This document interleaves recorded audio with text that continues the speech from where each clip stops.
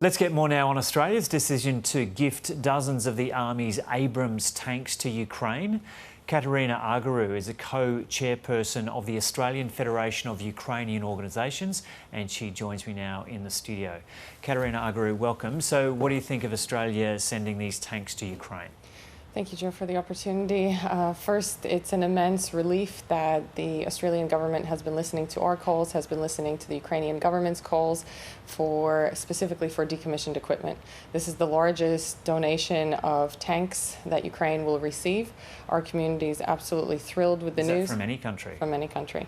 So we are absolutely thrilled and sincerely grateful that the Australian government has been listening and decided to take this step forward. What kind of difference could these make?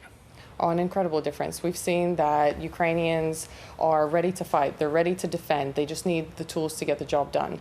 They're incredibly outgunned, outnumbered, and exhausted. So to see not only an entire fleet of tanks headed towards Ukraine, but to see that support from Australia that's on the other side of the world, it not only will boost their ability to fight back, but it'll be an incredible boost in morale, which they strongly need right now. So this is good news for you, but what other military hardware do you have your eye on from Australia?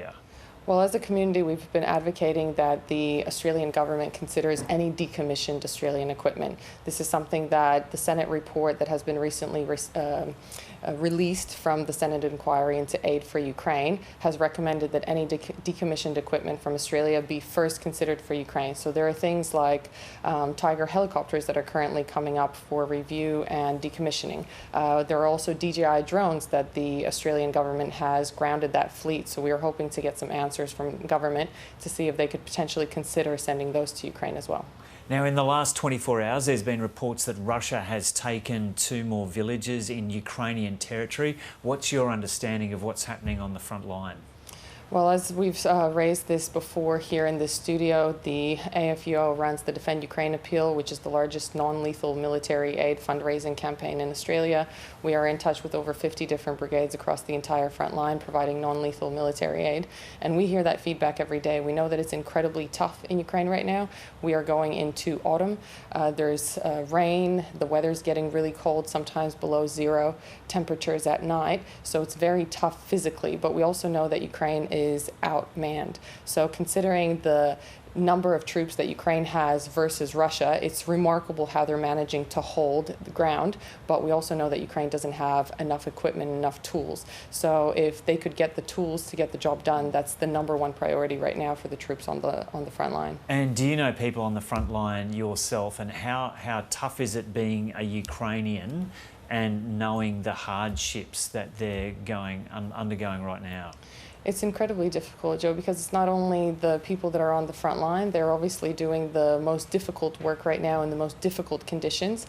But we as Australia have the ability to assist that. We have the ability to bring victory closer. And seeing political will from the Albanese government, specifically from Richard Marles, from Pat Conroy, to see that they are taking that step forward and listening to those requests being made by the Ukrainian embassy here, that's very heartening.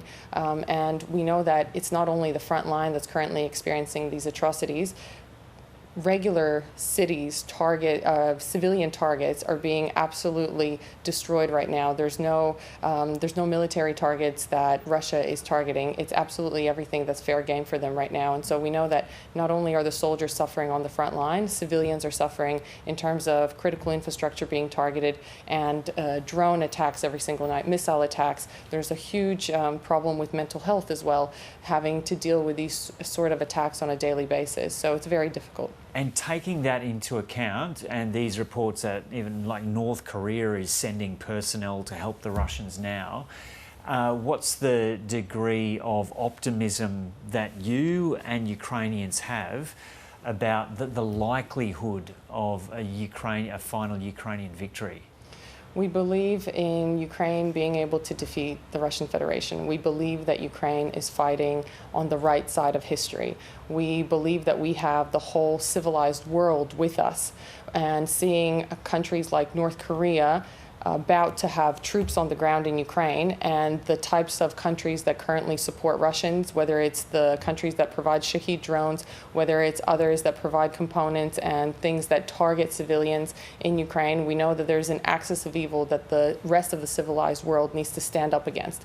And we are very proud that Australia once used to be the largest non-NATO contributor of military aid to Ukraine. We hope that Australia will continue to be in that top position and will stand with Ukraine, because countries like North Korea being involved in Ukraine now doesn't bode well for our region either, and global security for that matter.